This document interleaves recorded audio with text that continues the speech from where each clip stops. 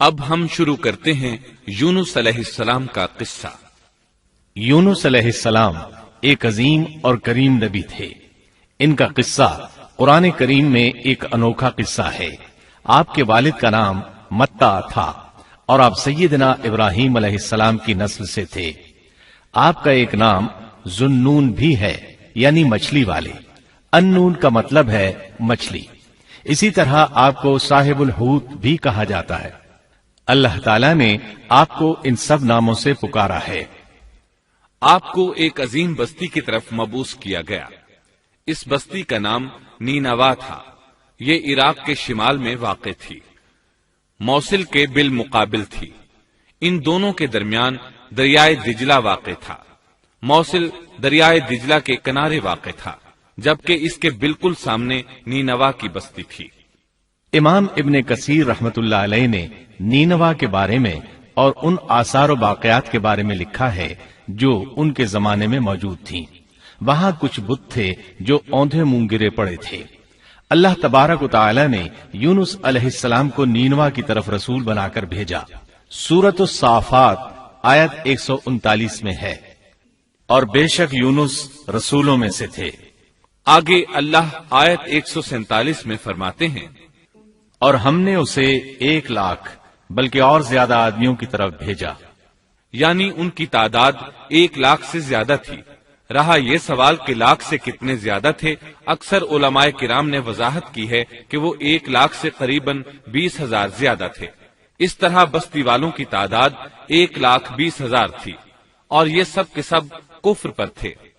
یونس علیہ السلام انہیں سال ہر سال دعوت دیتے رہے، لیکن وہ اپنے کفر ہی پر ڈٹے رہے۔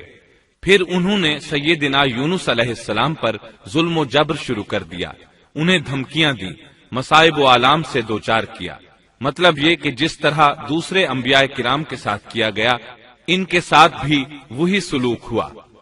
آخر آپ نے اپنی قوم کو اللہ کے عذاب سے آگاہ کرتے ہوئے اعلان فرما دیا کہ فلاں دن تم پر عذاب آ جائے گا۔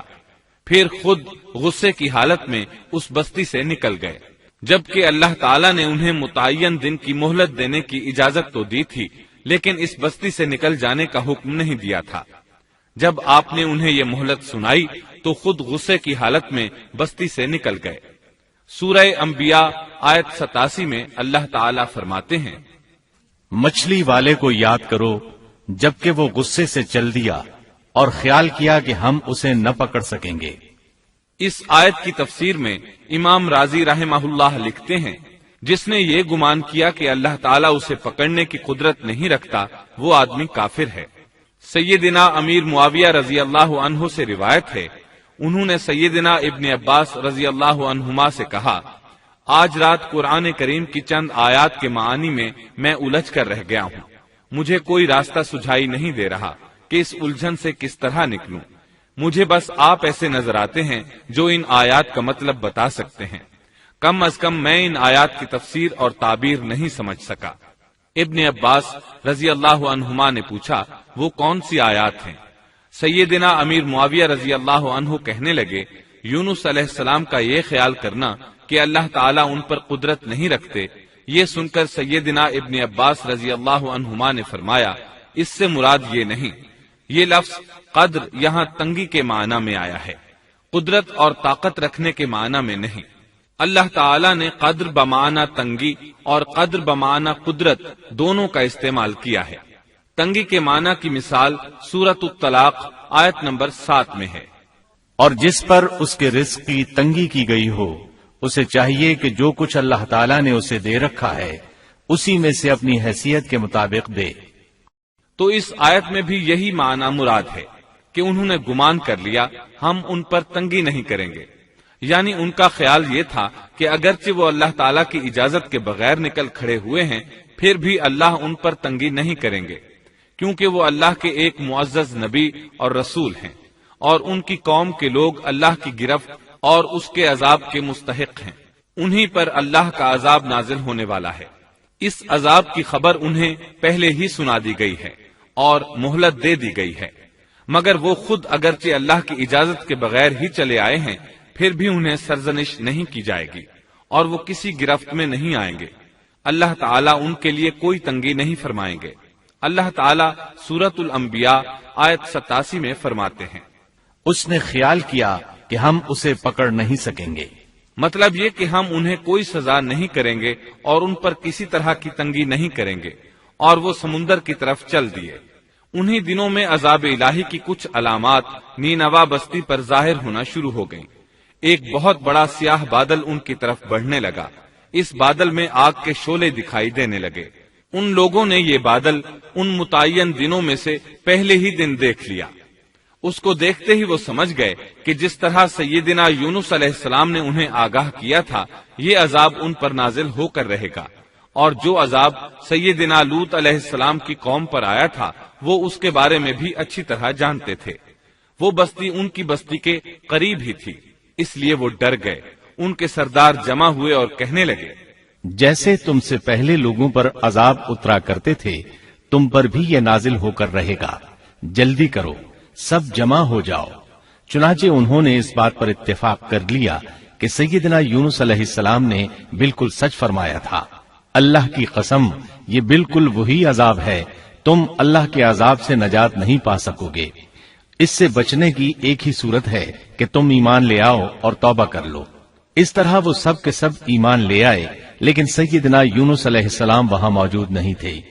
ان کی عدم موجودگی میں یہ سب کے سب یعنی 1,20,000 افراد ایمان لے آئے۔ انہوں نے پیوند لگے کپڑے پہنے اور اللہ کے حضور عاجزی، انکساری اور آہوزاری شروع کر دی، رونے لگے، اللہ سے بخشش مانگنے لگے، پھر اسی حالت زار میں باہر کھلے میدان کی طرف نکل آئے۔ ان کے سرداروں نے سب کو الگ الگ کر دیا، یہاں تک کہ ماں اور بیٹے کو بھی جدا کر دیا۔ سب اپنی اپنی جگہ پر یعنی ماں اپنی جگہ پر اور بیٹا اپنی جگہ پر آہوزاری کرنے لگے تاکہ ان پر اللہ تعالی کی رحمت نازل ہو جائے۔ یہ عذاب 3 دن تک ان کے سروں پر منڈلاتا رہا، اور یہ بھی مسلسل آہوزاری کرتے رہے، اپنی عاجزی ظاہر کرتے رہے، معافیاں مانگتے رہے۔ آخرکار اللہ تعالیٰ نے ان پر رحم و کرم فرما دیا اور عذاب کو ان سے پھیر دیا۔ اللہ تعالیٰ سورہ یونس آیت 98 میں فرماتے ہیں، چنانچہ کوئی بستی ایمان نہ لائی کہ ایمان لانا اس کے لیے فائدہ مند ہوتا سوائے یونس کی قوم کے۔ مطلب یہ کہ سابقہ امتوں میں سے کسی کے بارے میں یہ سننے میں نہیں آیا کہ پوری قوم ایمان لے آئی ہو۔ تمام بستیوں میں ایک بھی بستی ایسی نہیں تھی، بس ایک یونس علیہ السلام کی قوم ایمان لے آئی۔ اللہ تعالیٰ سورہ یونس آیت 98 میں فرماتے ہیں، جب وہ ایمان لے آئے تو ہم نے رسوائی کے عذاب کو دنیاوی زندگی میں ان پر سے ٹال دیا اور ان کو ایک وقت تک کے لیے زندگی سے فائدہ اٹھانے کا موقع دیا۔ مطلب یہ کہ ہم نے انہیں دنیاوی زندگی کا لطف اٹھانے کا موقع دیا۔ اب اس قوم پر قیامت کے دن تک عذاب نہیں اترے گا۔ علامہ ابن کثیر رحمت اللہ علیہ فرماتے ہیں، اس آیت کریمہ کا مفہوم یہ ہے کہ کسی بستی کے تمام باشندے کسی نبی پر کبھی ایمان نہیں لائے، یا تو سب نے کفر کیا یا پھر اکثر نے کفر کیا۔ لیکن یونس علیہ السلام کی قوم واحد ایسی قوم ہے جو تمام کی تمام عذاب الہی کے آثار دیکھ کر ایمان لے آئی۔ سابقہ ادوار میں جتنی بھی بستیاں گزری ان میں اہل ایمان کے ساتھ یا تو کفار رہے ہیں یا ان میں منافقین بھی رہے ہیں، سوائے یونس علیہ السلام کی قوم کے وہ سب کے سب کافر تھے، پھر سب کے سب ایمان لے آئے۔ یہ اللہ تعالیٰ کے عجائبات میں سے ہے اور اس کی قدرت اور رحمت کی نشانیوں میں سے ہے۔ اب دوسری طرف کی سنیے، یونس علیہ السلام کو کچھ معلوم نہیں تھا کہ ان کی قوم کے ساتھ کیا ہوا۔ آپ تو غصے کی حالت میں بستی سے نکل کر سمندر کی طرف چلے آئے تھے۔ آپ ایک کشتی کی طرف آئے، اس میں سواریاں اور ساز و سامان لدا ہوا تھا۔ اللہ تعالیٰ سورۃ الصافات آیت 140 میں فرماتے ہیں، جب وہ بھاگ کر بھری کشتی پر پہنچے، کشتی روانہ ہوئی، موجیں اٹھیں، سمندر میں طغیانی آئی، یوں لگتا تھا کہ بس ابھی غرق ہوئے۔ کہنے لگے، بوجھ ہلکا کرو، اپنا ساز و سامان سمندر میں پھینک دو۔ چنانچہ انہوں نے اپنا اپنا ساز و سامان سمندر میں پھینک دیا۔ اس طرح کشتی کچھ ہلکی ہو گئی، لیکن ضرورت کے مطابق ہلکی نہ ہو سکی۔ اب وہ کہنے لگے، کسی کو سمندر میں گرانا ضروری ہے تاکہ کشتی مزید ہلکی ہو جائے، ورنہ یہ ڈوب جائے گی۔ جلدی کرو، قرعہ ڈالو۔ جس کے نام کا قرا نکلتا جائے اسے سمندر میں گراتے جاؤ اور بار بار یہ عمل دہراتے جاؤ یہاں تک کہ کشتی ہلکی ہو جائے۔ چنانچہ قرا ڈالا گیا، سب سے پہلے یونس علیہ السلام کا نام نکلا۔ سب کہنے لگے نہیں، یہ تو ایسے نہیں ہیں، ان کے چہرے پر تو سجدوں کے نشانات ہیں، انہیں رہنے دو، پھر قرا ڈالو۔ چنانچہ پھر قرا ڈالا گیا، پھر انہی کا نام نکلا۔ سب نے تعجب کیا۔ تیسری مرتبہ پھر قرا ڈالا گیا، اس بار پھر یونس علیہ السلام ہی کا نام نکلا۔ اللہ تعالیٰ سورۃ الصافات آیت 141 میں فرماتے ہیں، پھر قرآن اندازی ہوئی تو یہ مغلوب ہو گئے۔ ہر بار انہی کا نام نکلا۔ آخر کار ان لوگوں نے انہیں پکڑ کر سمندر میں گرا دیا۔ تو پھر انہیں مچھلی نے نگل لیا۔ حوت بڑی مچھلی کو کہتے ہیں۔ اللہ تعالیٰ نے حوت کو القاء فرمایا، انہیں کھانا نہیں، نہ ان کے جسم کو کوئی گزند پہنچے۔ یہ اس مچھلی کو اللہ تعالیٰ کے احکامات تھے۔ اللہ تعالیٰ سورۃ الصافات آیت 142 میں فرماتے ہیں، تو پھر انہیں مچھلی نے نگل لیا اور وہ خود اپنے آپ کو ملامت کرنے لگے۔ یعنی وہ سمجھ گئے کہ بار بار جو ان کا نام قرآن اندازی میں نکلتا رہا ہے تو وہی مقصود ہیں، چنانچہ خود کو ملامت کرنے لگے، اور یہ ملامت توبہ کی ابتدا ہے کہ انسان خود کو ملامت کرتا ہے۔ اب یونس علیہ السلام مچھلی کے پیٹ میں تھے۔ اللہ کی قدرت، آپ مچھلی کے پیٹ میں 3 دن تک رہے، بعض روایات میں 7 دن اور زیادہ سے زیادہ مدت 40 روز آئی ہے۔ آپ نے مچھلی کے پیٹ میں اللہ تعالیٰ کو پکارا۔ اللہ سورۃ الانبیاء آیت 87 میں فرماتے ہیں، آخر کار وہ اندھیروں کے اندر سے پکار اٹھے۔ علماء نے یہاں 3 اندھیروں کا ذکر کیا ہے، مچھلی کے پیٹ کا اندھیرا، سمندر کا اندھیرا اور رات کا اندھیرا۔ گویا ان پر یہ سارے اندھیرے اکٹھے ہو گئے تھے۔ اللہ سورۃ الصافات آیت 143 اور 144 میں فرماتے ہیں، پس اگر یہ پاکی بیان کرنے والوں میں سے نہ ہوتے تو لوگوں کے اٹھائے جانے کے دن تک اس کے پیٹ ہی میں رہتے۔ مطلب یہ کہ اگر آپ اللہ تبارک و تعالی کی تسبیح نہ بیان کرتے تو مچھلی کے پیٹ ہی میں رہتے۔ آپ نے دعا نہیں مانگی بلکہ اللہ عز و جل کی تسبیح بیان کی۔ روایات میں یوں بھی آتا ہے کہ جب مچھلی آپ کو سمندر کی اتھاہ گہرائی میں لے گئی تو آپ وہاں آبی مخلوقات کی تسبیحات کی آوازیں سننے لگے۔ گویا اللہ تعالیٰ نے انہیں القاء فرمایا کہ آپ بھی تسبیح کریں۔ اللہ سورۃ الانبیاء آیت 87 میں فرماتے ہیں، بالآخر وہ اندھیروں کے اندر سے پکار اٹھا کہ الہی تیرے سوا کوئی معبود نہیں، تو پاک ہے، بے شک میں ظالموں میں ہو گیا۔ چنانچہ یونس علیہ السلام نے اس تسبیح کے الفاظ کو یوں ادا فرمایا۔ امام احمد، امام ترمذی، امام نسائی اور دیگر ائمہ رحمہم اللہ نے یہ حدیث نقل کی ہے کہ یونس علیہ السلام کی وہ دعا جو انہوں نے مچھلی کے پیٹ میں مانگی تھی وہ یہی ہے۔ جو بھی مسلمان یہ دعا اپنی کسی حاجت میں مانگے گا، اللہ تعالیٰ اس کی دعا ضرور قبول فرمائے گا۔ یہ دعائے مستجاب ہے، مقبول دعاؤں میں سے ہے۔ اسی دعا کے بعد اللہ تعالیٰ نے یونس علیہ السلام کو اس پریشانی سے نجات عطا فرمائی۔ اللہ سورۃ الانبیاء آیت 88 میں فرماتے ہیں، تو ہم نے اس کی پکار سن لی اور اسے غم سے نجات دے دی، اور ہم ایمان والوں کو اسی طرح بچا لیا کرتے ہیں۔ ایک صحابی نے نبی کریم صلی اللہ علیہ وسلم سے پوچھا، اے اللہ کے رسول صلی اللہ علیہ وسلم، یونس علیہ السلام نے جو دعا مچھلی کے پیٹ میں مانگی، کیا وہ صرف انہی کے لیے تھی یا ان کے بعد اہل ایمان کے لیے بھی ہے؟ تو آپ نے فرمایا، یہ دعا یونس علیہ السلام کے لیے خاص تھی اور سب اہل ایمان کے لیے عام ہے۔ کیا تم نے اللہ تعالیٰ کا یہ فرمان نہیں سنا؟ اور ہم ایمان والوں کو اسی طرح بچا لیا کرتے ہیں۔ جو بھی اس دعا کو پڑھے گا اللہ اسے رنج و غم سے نجات دیں گے۔ ایک قول کے مطابق تقریباً 40 روز آپ کی شب و روز یہی دعا رہی۔ اس مدت کے ختم ہونے پر اللہ تعالیٰ نے آپ کی دعا کو قبولیت بخشی۔ مچھلی ساحل پر پہنچی، انہیں کنارے پر ڈالا اور واپس چلی گئی۔ اس بات کو اللہ تعالیٰ نے سورۃ الصافات آیت 145 میں یوں بیان فرمایا ہے، بس اسے ہم نے چٹیل میدان میں ڈال دیا اور وہ اس وقت بیمار تھے۔ آپ وہاں اسی طرح لیٹے رہے۔ پھر اللہ کی قدرت سے آپ کے قریب ایک بیلدار درخت اگا، جیسا کہ سورۃ الصافات آیت 146 میں ہے۔ اور اس پر سایہ کرنے والا ایک بیلدار درخت ہم نے اگا دیا۔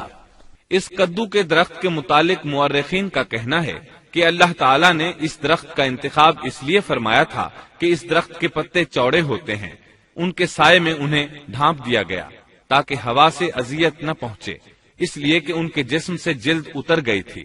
پھر اس درخت سے خوشکن خوشبو بھی آتی تھی، اس خوشبو نے انہیں فرحت بخشی۔ پھر کدو کی خوشبو میں ایک خصوصیت یہ تھی کہ حشرات الارض کو دور رکھتی ہے۔ اللہ تعالیٰ نے انہی خصوصیات کی وجہ سے اس بیلدار درخت کا انتخاب فرمایا تھا تاکہ آپ ہر طرح کی تکلیف سے محفوظ رہیں۔ یہ ہے اللہ کی قدرت، سبحان اللہ۔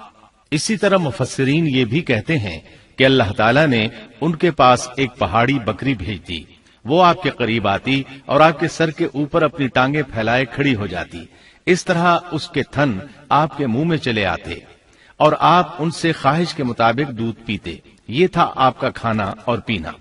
رفتہ رفتہ آپ کی حالت بہتر ہو گئی، توانا اور تندرست ہو گئے، پھر آپ اٹھنے کے قابل ہو گئے، اور یہ سب اللہ تعالیٰ کی مہربانی سے ہوا۔ جب آپ کی صحت لوٹ آئی تو اللہ تعالیٰ نے آپ کو پھر آپ کی قوم کی طرف بھیجا، جیسا کہ سورۃ الصافات آیت 148 میں ہے۔ اور ہم نے اسے 1,00,000 بلکہ اور زیادہ آدمیوں کی طرف بھیجا، پس وہ ایمان لے آئے اور ہم نے انہیں ایک زمانے تک عیش و عشرت دی۔ وہ سب کے سب آپ پر ایمان لے آئے تھے۔ اللہ تعالیٰ نے اس قصے کے ذریعے نبی کریم صلی اللہ علیہ وسلم کو اشارہ فرمایا ہے کہ دعوت دیتے ہوئے اکتانا نہیں۔ اللہ سورۃ القلم آیت 48 میں فرماتے ہیں، اور مچھلی والے کی طرح نہ ہو جائیے۔